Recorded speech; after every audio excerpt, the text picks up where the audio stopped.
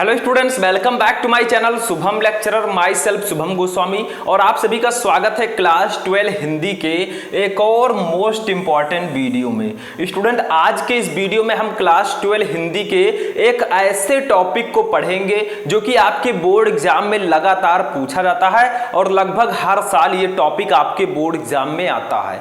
वो क्या है? देखिए, पंचलाइट कहानी का उद्देश्य। ठीक है, हमारे बहुत सारे स्टूडेंट कमेंट कर रहे थे कि सर कहानी पर वीडियो बनाइए, तो इस वीडियो में मैं आपके लिए पंचलाइट कहानी को लेकर आया हूं। पंचलाइट कहानी से दो क्वेश्चन आते हैं, एक तो पंचलाइट कहानी का सारांश और दूसरा है पंचलाइट कहानी का उद्देश्य। ठीक है, क्वेश्चन ऐसे आएगा, पंचलाइट कहानी के उद्देश्य पर प्रकाश डालिए। ठीक है, तो आपको पंचलाइट कहानी का सारांश मैं ऑलरेडी पढ़ा चुका हूं, उसको आप सर्च करेंगे, वहां से जाकर पढ़ सकते हैं। अब इस वीडियो में हम पढ़ेंगे पंचलाइट कहानी का सारांश, सॉरी उद्देश्य। ठीक है, पंचलाइट कहानी का उद्देश्य। अब ये टॉपिक कितना ज्यादा इंपॉर्टेंट है मैं शब्दों में बयान नहीं कर सकता, क्योंकि ये बोर्ड एग्जाम में आपके लगातार आता है, हर साल आता है। क्योंकि मैंने आपको बताया था कि हिंदी में कुछ ऐसे टॉपिक्स आपको मिलेंगे जो बोर्ड एग्जाम में हमेशा पूछे जाते हैं, उन्हीं टॉपिक में से ये टॉपिक भी आपका है। तो आप इस वीडियो को शुरू से लेकर लास्ट तक देखिए, छोटा सा वीडियो है, आपको पंचलाइट कहानी का सारांश आराम से याद हो जाएगा और आपके दिमाग में फिट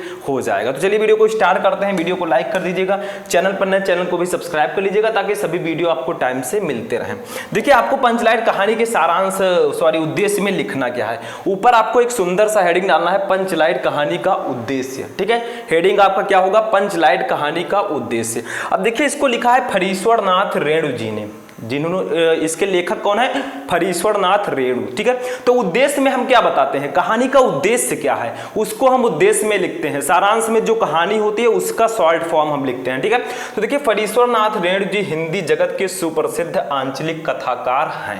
पहले आपको इनकी विशेषताएं लिखनी है कि फरीश्वर नाथ रेणु जी का हिंदी साहित्य में योगदान कैसा है। ठीक है, तो फरीश्वर नाथ रेणु जी हिंदी जगत के सुप्रसिद्ध आंचलिक कथाकार हैं।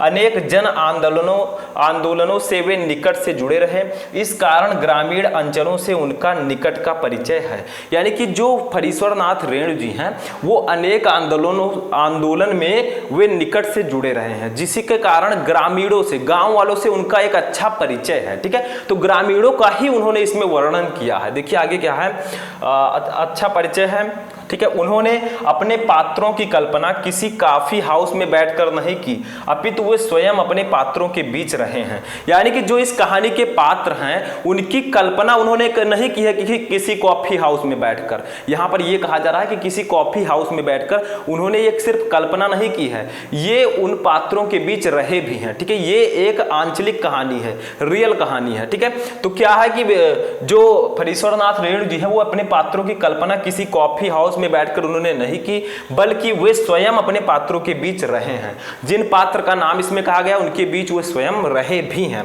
बिहार के अंचलों के सजीव चित्र इनकी कथाओं के अलंकार हैं। यानी कि बिहार के अंचलों के जो सजीव चित्र हैं उनका वर्णन इसमें किया गया है। ठीक है, पंचलाइट भी बिहार के आंचलिक परिवेश की कहानी है। ये जो पंचलाइट है ये बिहार के एक आंचलिक परिवेश की कहानी है। ठीक है, बिहार की एक कहानी उन्होंने बताई है। ठीक है, आगे देखिए, शीर्षक कथा का केंद्र बिंदु है। शीर्षक को पढ़कर ही पाठक कहानी को पढ़ने के लिए उत्सुक हो जाता है। जैसे आप लोग पंचलाइट जो शीर्षक इसका है उसको जैसे आप पढ़ेंगे, आप उस कहानी को जानने के लिए इच्छुक हो जाएंगे कि आखिर ये कहानी है क्या। ठीक है, तो यही सब आपको उद्देश्य में लिखना होता है कि फरीश्वर नाथ रेणु जी क्या है, उन्होंने कहानी क्यों लिखी, उनका उद्देश्य क्या है। ठीक है, आगे अभी हम बढ़ते हैं और देखते हैं क्या है।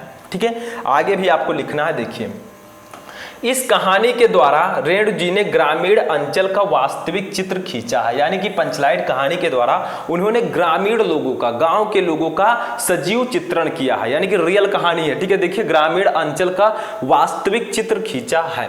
देखिए, गोधन के द्वारा पेट्रोमैक्स जला देने पर उसकी सभी गलतियां माफ कर दी जाती हैं। देखिए, जब आप इस कहानी को पढ़ेंगे तो इसमें गोधन एक पात्र है। ठीक है, गोधन क्या है? गोधन एक युवक है, जैसे आप हीरो मान सकते हैं इस कहानी का, नायक। ठीक है, वो मुनरी नामक लड़की से प्रेम करता है, ठीक है।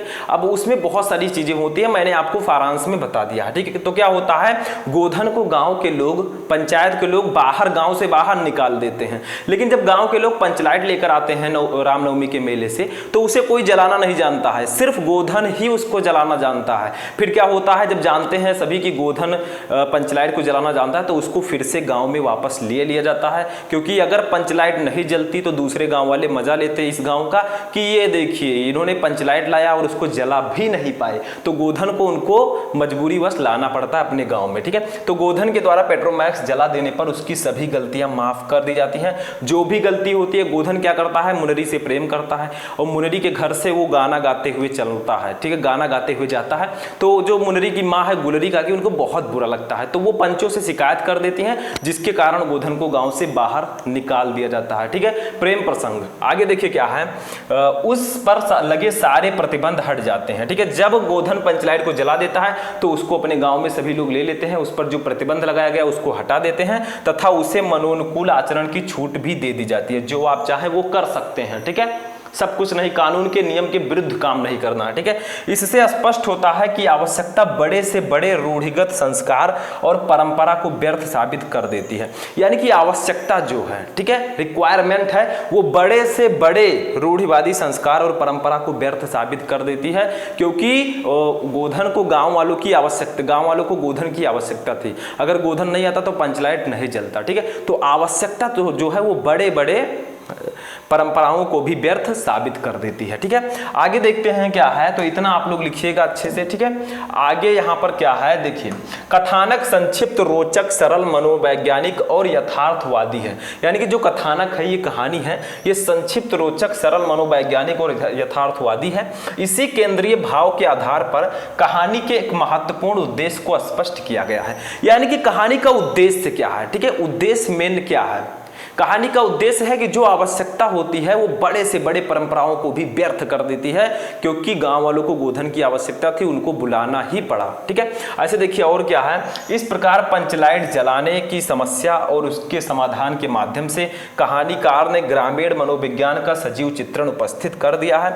ग्रामवासी जाति के आधार पर किस प्रकार टोलियों में विभक्त हो जाते हैं और आपस में ईर्ष्या दोष युक्त भावों से भरे रहते हैं, ठीक है। जो गाँव वाले होते हैं वो जाति के आधार, जातिवाद के आधार पर टोलियों में विभक्त हो जाते हैं। इस जात के लोग उस टोली में रहेंगे, इस जात के लोग उस टोली में रहेंगे, ऐसा नहीं होना चाहिए। और इसके आधार पर वो किस प्रकार से टोलियों में विभक्त हो जाते हैं और आपस में ही ईर्ष्या द्वेष युक्त भावों से भरे होते हैं, ठीक है, ग्रामीण के लोग। तो ये आप नोट कर लीजिए, ठीक है, बहुत इंपॉर्टेंट है। तो ऐसे ही आपको लिखना होता है, इसमें कुछ है नहीं, सिर्फ आपको लिखना है। कोई जरूरी नहीं है जो मैं बता रहा हूं आप वही लिखिए। आप कहानी पढ़े हैं, आप अपने मन से भी उद्देश्य को लिख सकते हैं, लेकिन सही सही आपको लिखना है, ठीक है। आगे देखिए, इसका बड़ा ही सजीव चित्रण इस कहानी में हुआ है।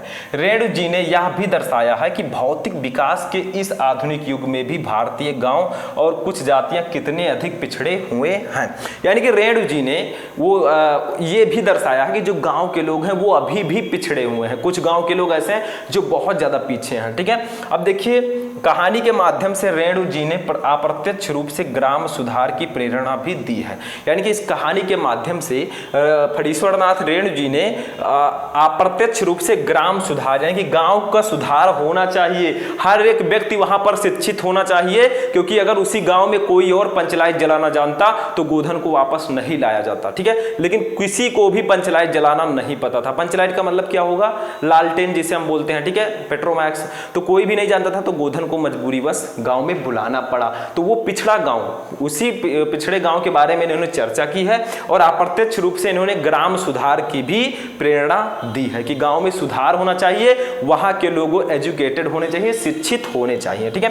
तो इसको नोट कर लीजिए, इतना ही आपको पंचलाइट कहानी के उद्देश्य में लिखना है। आई होप कि आपको ये समझ में आ चुका होगा। कैसा लगा आपको ये वीडियो कमेंट करके बताएं। अगर आपको इसी टॉपिक पर या किसी और टॉपिक पर वीडियो चाहिए तो उसको भी कमेंट करके बता सकते हैं। तो चलिए मिलते हैं किसी नेक्स्ट वीडियो में नेक्स्ट टॉपिक के साथ, तब तक के लिए जय हिंद।